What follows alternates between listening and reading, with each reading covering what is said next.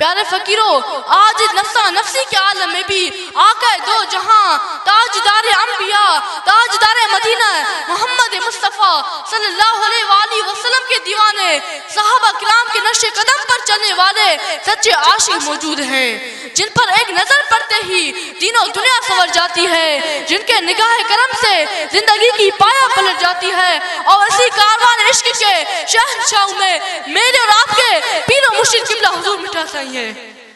یہی وجہ ہے کہ آج اس پرفتن دور میں جہاں بڑے طرف فتنہ و فسادات اپنے عروج پر ہیں، اس دور میں بھی ہمیں حق و سچ کی صدا اللہ اللہ مسکین پور سے آتی ہے، کیونکہ میرے مرشد قبلہ حضور مٹھا سائی باغ نشمن کے پھولوں میں ایک چمکتا دمکتا پھول ہے۔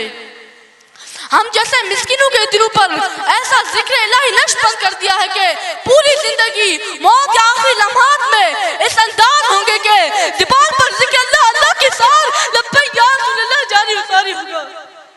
شاہ نے کیا خوب کہا کہ آؤ لوگوں مسکین پر دیکھو فیض نقش بند، کہتا ہے یہ مسکین آغا جان ہو پریشان کیوں، آج بھی جاری و ساری ہے فیض نقش بند۔ ہم علینا